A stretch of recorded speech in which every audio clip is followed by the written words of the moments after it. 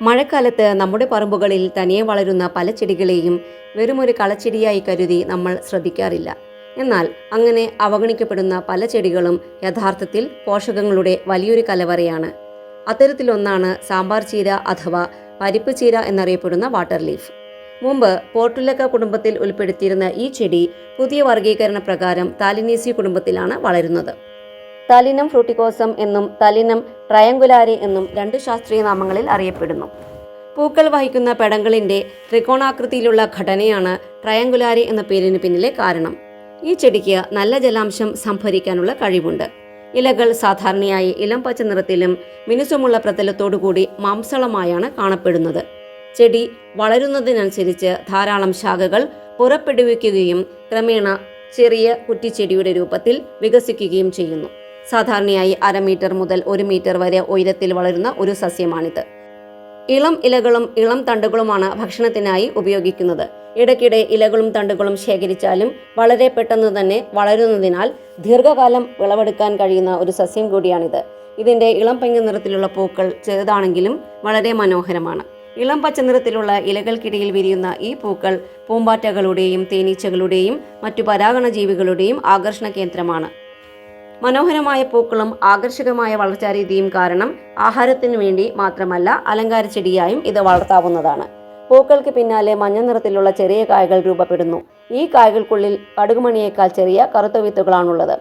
വിത്തുകൾ വഴിയും ഇളം തണ്ടുകൾ മുറിച്ചു നട്ടും ഈ ചെടിയുടെ വംശവർധന വളരെ എളുപ്പത്തിൽ നടത്താവുന്നതാണ്. നീർവാർച്ചയുള്ള മണ്ണിൽ വെള്ളം മാത്രം നൽകിയാൽ വലിയ പരിചരണമോ അധ്വാനമോ ഇല്ലാതെ വളർത്താൻ കഴിയുന്ന ഒരു സസ്യമാണ് സാമ്പാർ ചീര. പൂർണ്ണ സൂര്യപ്രകാശത്തിലും ഭാഗിക തണലിലും ഒരുപോലെ വളരാൻ കഴിയുന്ന ഒരു സസ്യമാണിത്. ഇതിൻ്റെ ഇളം തണ്ടുകളും ഇലകളും ഉപയോഗിച്ച് സൂപ്പും തോരനും ഉൾപ്പെടെ വിവിധ വിഭവങ്ങൾ തയ്യാറാക്കാം. സാമ്പാറിന് സ്വാഭാവികമായ കട്ടിയും കൊഴുപ്പും ലഭിക്കാൻ ഇതിൻ്റെ തണ്ടുകൾ മികച്ചതാണ്. ഈ പ്രത്യേകത കൊണ്ട് തന്നെയാണ് ഇതിന് സാമ്പാർ ചീര എന്ന പേര് കിട്ടിയതും. ഇലകൾക്കും തണ്ടുകൾക്കും നേരിയ വഴുവഴുപ്പുള്ള സ്വഭാവമുണ്ട്. ഈ വഴുവഴുപ്പ് ഇഷ്ടപ്പെടാത്തവർക്ക് മറ്റു ഇലവർഗ്ഗങ്ങളുടെ കൂടെ ചേർത്ത് ഇത് പാചകം ചെയ്യാവുന്നതാണ്. പോഷകങ്ങളുടെ കാര്യത്തിൽ ശ്രദ്ധേയമായ ഒരു ഇലച്ചെടിയാണ് സാമ്പാർ ചീര.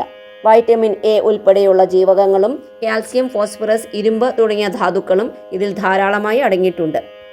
ഈ പോഷകങ്ങൾ കണ്ണുകളുടെയും അസ്ഥികളുടെയും ആരോഗ്യത്തിനും രക്തത്തിലെ ഹീമോഗ്ലോബിൻ അളവ് നിലനിർത്തുന്നതിനും സഹായിക്കുന്നു. നാരുകൾ സമൃദ്ധമായി അടങ്ങിയിരിക്കുന്നതിനാൽ ദഹനം സുഗമമാക്കാനും മലബന്ധം കുറയ്ക്കാനും ഇത് ഏറെ നല്ലതാണ്. കാലറി വളരെ കുറവായതിനാൽ ആരോഗ്യകരമായ ഭക്ഷണക്രമം പിന്തുടരുന്നവർക്കും ഇത് ഭക്ഷണത്തിൽ ഉൾപ്പെടുത്താവുന്നതാണ്. കൂടാതെ ശരീരത്തെ ഓക്സിഡേറ്റീവ് സമ്മർദ്ദത്തിൽ നിന്നും സംരക്ഷിക്കാൻ സഹായിക്കുന്ന ആൻറ്റി ഓക്സിഡൻറ്റുകൾ ഇതിൽ ധാരാളമുണ്ട്. എന്നാൽ മറ്റു ഭക്ഷ്യസസ്യങ്ങളെപ്പോലെ സാമ്പാർ ചീര ഉപയോഗിക്കുമ്പോഴും ശ്രദ്ധിക്കേണ്ട ചില കാര്യങ്ങളുണ്ട്. ഇതിൽ സ്വാഭാവികമായി ഓക്സാലിക് ആസിഡ് അടങ്ങിയിട്ടുള്ളതിനാൽ വൃക്കയിൽ കല്ലുള്ളവരും അതിന് സാധ്യതയുള്ളവരും ഇത് അമിതമായി കഴിക്കുന്നത് ഒഴിവാക്കണം. കൂടാതെ ഇത് പച്ചയ്ക്ക് അമിതമായി കഴിക്കുന്നതിനേക്കാൾ തോരനായോ സൂപ്പായോ പാകം ചെയ്ത് കഴിക്കുന്നതാണ് നല്ലത്. പാകം ചെയ്യുന്നത് ഇതിലെ ചില ആൻറ്റി ന്യൂട്രിയൻറ്റുകളുടെ അളവ് കുറയ്ക്കാൻ സഹായിക്കുന്നു. മറ്റൊരു പ്രധാന കാര്യം, മണ്ണിലെ വിഷാംശങ്ങൾ വേഗത്തിൽ വലിച്ചെടുക്കാൻ ഈ ചെടിക്ക് പ്രത്യേക കഴിവുണ്ട്. അതുകൊണ്ട് തന്നെ റോഡ് വക്കത്തു നിന്നോ ഓടകൾക്കു സമീപത്തു നിന്നോ വളരുന്ന ചെടികൾ ഉപയോഗിക്കുന്നതിനേക്കാൾ നമ്മുടെ വീട്ടുവളപ്പിൽ തന്നെ ജൈവ രീതിയിൽ വളർത്തിയെടുക്കുന്ന ചെടികൾ ഉപയോഗിക്കുന്നതാണ് ഉചിതം. തീർച്ചയായും സാമ്പാർ ചീര നിങ്ങളുടെ ഭക്ഷണക്രമത്തിൽ ഉൾപ്പെടുത്താൻ ശ്രമിക്കണം. നമ്മൾ പലപ്പോഴും ശ്രദ്ധിക്കാതെ കടന്നു പോകുന്ന സസ്യങ്ങൾക്കിടയിലും ഇത്തരത്തിലുള്ള അമൂല്യനിധികൾ ഒളിഞ്ഞിരിപ്പുണ്ട്. ഒരു കളച്ചെടി എന്ന മുദ്ര ചാർത്തുന്നതിന് മുമ്പ് അതിനെ കുറച്ചുകൂടി അടുത്തെറിയാൻ ശ്രമിക്കാം. മറ്റൊരു ചെടി വിസ്മയവുമായി നമുക്ക് വീണ്ടും കാണാം. നന്ദി, നമസ്കാരം.